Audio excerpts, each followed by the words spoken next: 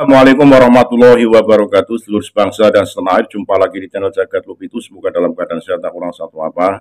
Rahmah, barokah, salam Allah curahkan untuk kita semuanya. Terkait dengan sertifikasi para dai pendakwah yang notabene masih berkutat pada permasalahan-permasalahan teknis, bagaimana para pendakwah itu nanti menyampaikan materi, mana yang boleh, mana yang tidak, setinggi apa ilmu seseorang, bahkan apakah pendakwah yang notabene tidak menguasai ilmu agama tapi pandai berbicara di depan publik, kategorikan sebagai seorang yang mumpuni dalam menyampaikan materi agama.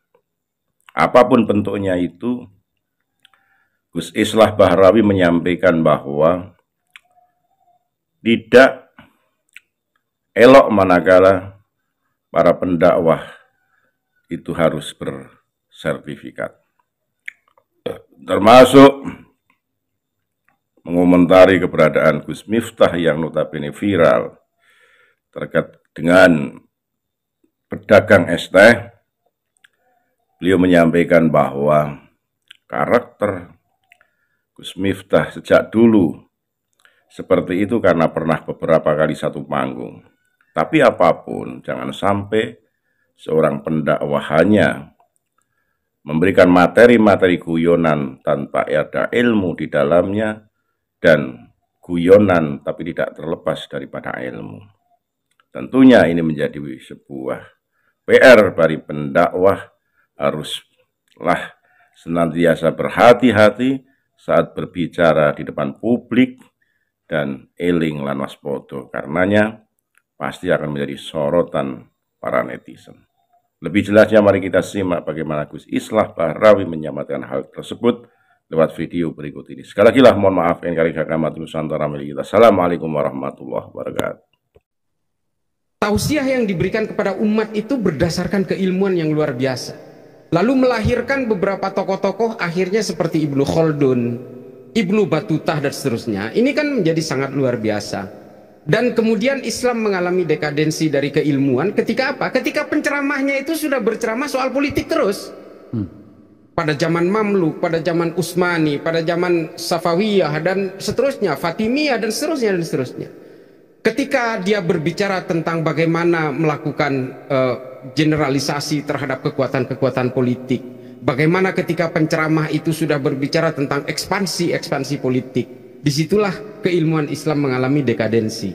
Saya akhir tahun kemarin sengaja untuk melakukan studi komparasi ke berbagai negara di Timur Tengah sampai ke Afrika Utara. Karena saya betul-betul concern ketika mendengar kabar bahwa banyak sekali generasi muda Islam di Timur Tengah dan Afrika Utara itu menjadi ateis. Saya sangat concern di situ dan saya menemui beberapa ulama di banyak negara sampai ke Tunis, sampai ke Benghazi, ke Libya.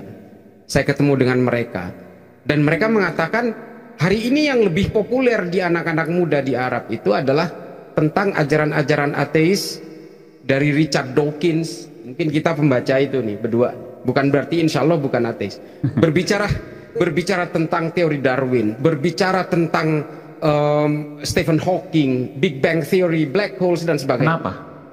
Karena memang para penceramah agama tidak menyediakan ilmu pengetahuan kepada generasi muda Islam.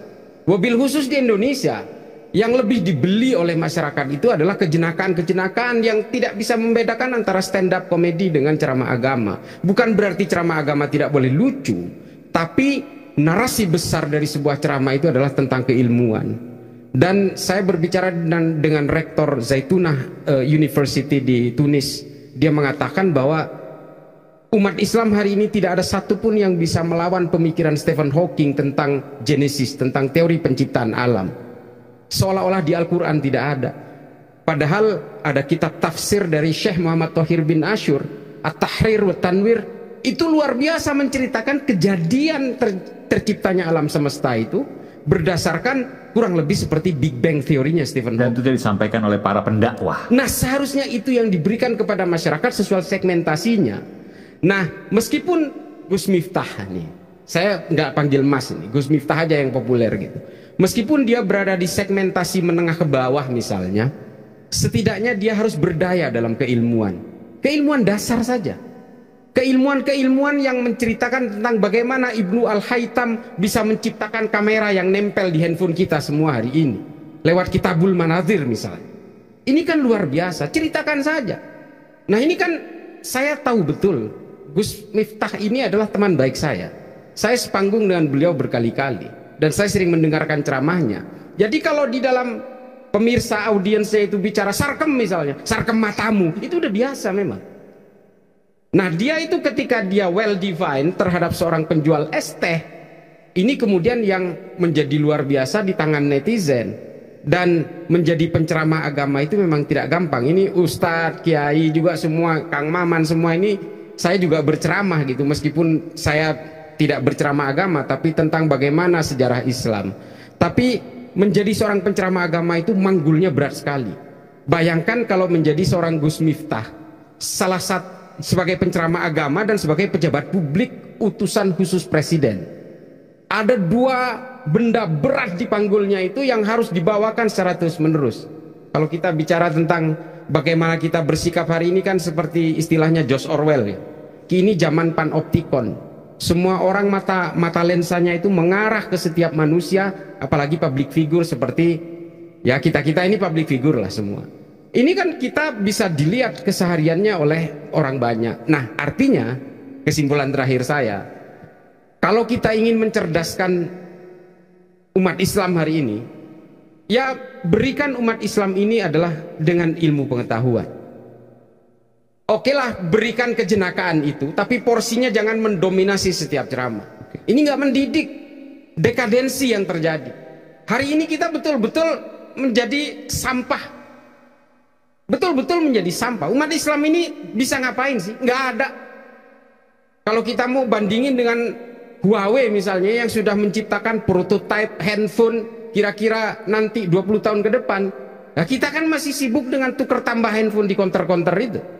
Nah ini gambaran ya bahwa kalau umat Islam ingin berdaya, ya berjuanglah lewat ilmu pengetahuan. Jangan lagi bicara soal politik, pragmatisme politik dan seterusnya dan seterusnya. Itu hanya akan membuat dekadensi. Nah itu yang ingin saya sampaikan.